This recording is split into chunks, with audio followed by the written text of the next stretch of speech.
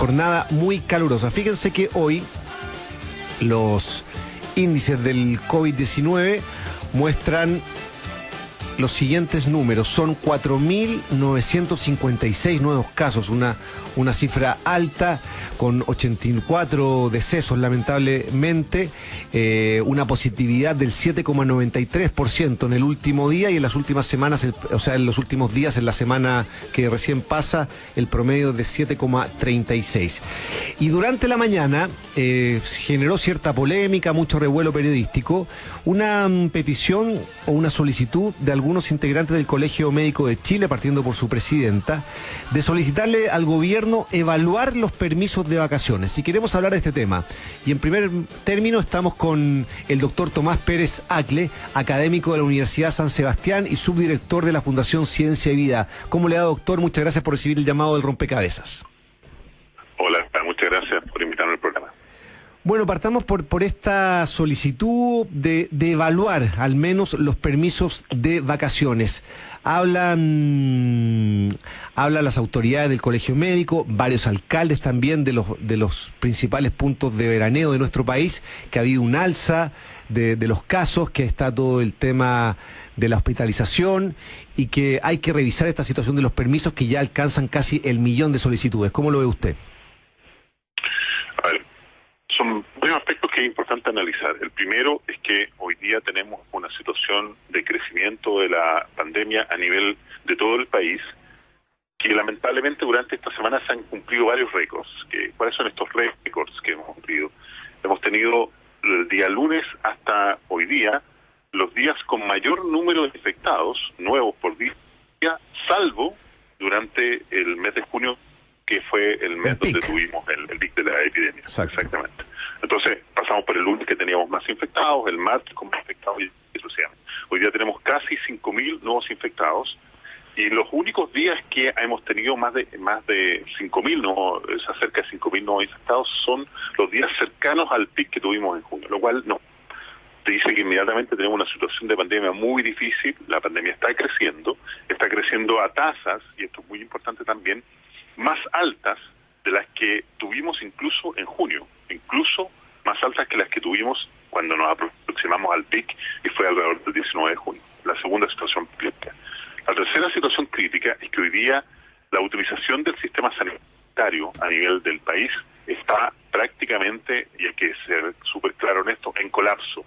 Hoy día quedan 181 camas críticas de las camas disponibles actualmente. Estamos hablando de las camas UCI. Es cierto que comparado con la situación de junio, todavía estamos del orden de 1.000 camas por debajo de lo que se alcanzó a tener en junio.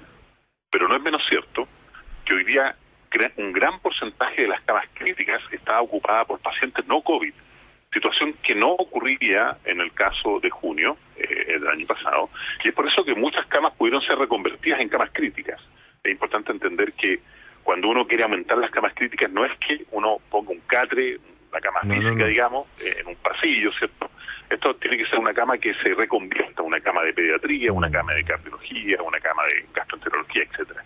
Y a su vez, no solamente yo defino una cama como una cama UCI, una cama crítica, como que la bautizo, sino que además a esa cama tengo que ponerle el respirador mecánico, tengo que poner el electrocardiograma, el electrocardiógrafo, todos los aparatos electrónicos que requieren la cama UCI, y alrededor de 5 o 6 personas altamente capacitadas. Estamos hablando de uno de los grupos médicos y de asistencia médica más capacitados que hay a nivel de los hospitales. Y por lo tanto, crear camas UCI de la nada, estas 1.000 camas que se supone que vamos a crear, hoy día es muy difícil. Conversaba el otro día con el doctor Tomás Regueira, expresidente de la Sochimi, donde me explicaba la situación de los equipos médicos, entre otras cosas el agotamiento que tienen, el estrés, e incluso una gran cantidad de médicos que ya están infectados por el COVID, y por lo tanto es muy difícil que seamos capaces de crecer a estas 1.000 camas que hoy día el gobierno está prometiendo. Ahora, uno revisa, por ejemplo, los informes epidemiológicos, y en la región de Valparaíso, al 1 de enero, antes de la entrada en vigencia de los permisos, los casos totales eran 52.000. El último informe del MinSal, que es del 17 de enero, reporta 57.000 casos. O sea, claramente hay una incidencia que la gente se está moviendo y aumentan los casos positivos en las regiones de preferencia de las vacaciones de la gente, como son la Araucanía, como en la región de Coquimbo, la región de Valparaíso. Así es, eso es muy cierto, qué bueno que tú lo mencionas, porque eso es otro elemento que hay que destacar. Hoy día vemos una correlación muy alta entre la cantidad de permisos de vacaciones que se han otorgado versus aquellas regiones donde tenemos el mayor crecimiento de la pandemia. Eso es una correlación, diríamos los científicos, es decir, uno puede establecer que cuando un elemento sube, el otro elemento sube. Eso es así, y lamentablemente vemos que todavía las autoridades no reaccionan y mantienen los permisos de vacaciones vigentes, con lo cual, lamentablemente, la epidemia va a seguir creciendo en aquellas regiones que tienen la mayor influencia de turismo. Sí, ahora, el gobierno lo que ha dicho habla de un derecho al descanso en medio de la fatiga pandémica, como diciendo, entendemos que los números son preocupantes, pero también la gente necesita despejarse, veranear un poco, salir. Hay como una correlación que tiene que ver también con lo económico. Yo creo, doctor, no sé si usted está de acuerdo conmigo, con estas cifras, con estos números, si esto fuera junio, julio, estaríamos encerrados, estaríamos confinados. Absolutamente. Pero como es verano, con estos números empiezan a correr otras variables acá. Sí, absolutamente, tú tienes toda la razón. Si esto fuera invierno estaríamos encerrados, no hoy día, hace rato, sí. Hace mucho rato. Que es una situación que también es muy difícil de entender de lo que significa manejar el riesgo. Estoy súper de acuerdo cuando las autoridades dicen la salud mental de nuestra población es igualmente importante que la salud física, por cierto. Pero no podemos, y esto es una reflexión importante que ya más bien tiene que ver con aspectos morales, no podemos justificar el entregar permisos de vacaciones si finalmente esos permisos, y perdón que lo diga de esta manera, los estamos pagando con vidas humanas. Porque de eso se trata esta situación. Se trata de que hoy día existen 281 camas críticas disponibles. Eso es lo que hay hoy día, a nivel de todo el país, para los 19 millones de chilenos que somos nosotros. No es nada. Tenemos varias regiones con situación de colapso. Estamos hablando de la región de Valparaíso en colapso. Colapso se acabaron las camas.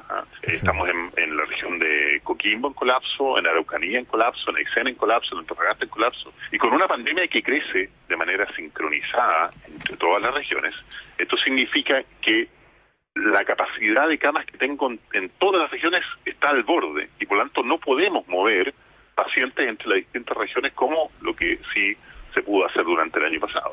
Ahora, lo escucho, doctor, y para usted entonces esta petición de evaluar la situación de los permisos es pernitoria, o sea, si dependiera de usted la tomaría. Hace mucho rato, hace 2 o 3 semanas. De hecho, probablemente, yo no sé si la habría dado. Yo no me he ido de vacaciones. Estoy desesperado por descansar. Sí, somos 2. Pero no puedo justificar, sí, somos 2 y varios probablemente, ¿no? Pero no puedo justificar mi necesidad de descanso, a lo mejor de querer ver el mar. Yo amo el mar, me siento muy triste cuando no estoy lejos del mar, ¿no? Pero no puedo justificar mi necesidad de descanso y de estar cerca, por ejemplo, del mar, si esa necesidad finalmente va a significar más personas infectadas y más personas que fallezcan. Sí. Estamos cerca de 23.000 personas fallecidas. Si la situación sigue de esta manera, este número, y en esto lo digo muy conscientemente, porque uno de los tópicos que nos dedicamos al laboratorio es al modelamiento de este tipo de enfermedades, ¿no? Podríamos llegar a duplicar esa cifra a fin del año en curso, si es que no se toman las medidas, y probablemente incluso mucho más que duplicarla. Es una situación muy crítica la que estamos enfrentando hoy día. Ahora, doctor, algunos dicen, no, es que hay más casos activos porque hay mucho más testeo, hay mucho más exámenes que los que se realizaban hace algunos meses. Aquí el índice importante de la positividad, ¿cierto? ¿Cómo estamos con ese 7.3? Malazo. Malo. La Organización Mundial de la Salud establece que para que los países siquiera empiecen a pensar en tomar medidas de desconfinamiento, ¿cierto? Para empezar a mejorar la movilidad, a salir de nuestras casas, la positividad tiene que ser menor al 5%, independiente del número de test que haga. Entre más test haga un país, mucho mejor para el país. Pero la positividad tiene que ser menor al 5%. Y tenemos positividades que están muy por sobre el 5%. Alguien puede decir, bueno, un 2% más, un 3% más no es significativo. Claro que es significativo. Sobre todo cuando la positividad está aumentando, porque eso es lo que está pasando, está aumentando la positividad. Entonces eso quiere decir que tenemos más infectados potencialmente de lo que estamos siendo capaces de detectar. Es cierto que estamos haciendo mucho test, eso lo ha hecho muy bien la autoridad, hay que reconocerlo. Afortunadamente los científicos ahí hemos estado a la altura. Muchas universidades y centros de investigación están entregando capacidad para hacer diagnósticos y eso se ha hecho muy bien. Pero nuevamente, la positividad es una alerta que nos debiera decir esta situación es crítica. Y aunque por último uno pudiera aceptar y vivir una positividad más alta, el problema está en las camas críticas. La vida y la muerte de esta pandemia se juega en la cama UCI. Son los equipos de intensivistas los que están salvando las vidas. Y no podemos seguir pensando en que la estrategia hospitalocéntrica, es decir, preocuparse de aumentar las camas críticas, nos va a ayudar, porque es imposible luchar contra un crecimiento exponencial como el que estamos enfrentando en este minuto, porque las camas no las podemos hacer crecer de manera exponencial. Por último, doctor, ¿qué le parece esta medida que se está tomando en algunas regiones de test de PCR voluntario a la gente que ingresa a la región para veranear? Varios alcaldes han dicho no tiene ninguna relevancia, ninguna importancia, porque la gente se hace el PCR y entra y chao, y se olvidó si fue negativo o positivo, o sea, no tiene ninguna relevancia real. Si se va a hacer eso, debería ser 3 días antes en Santiago, de donde salen, y presentar ese PCR negativo al momento de ingresar.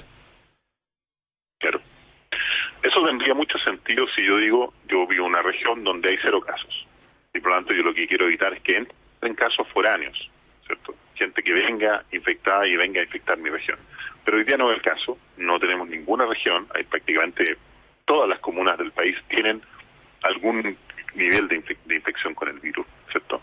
Y por lo tanto, suponer que el PCR negativo va a ser la herramienta que nos va a permitir evitar la dispersión del virus es un error. Sí.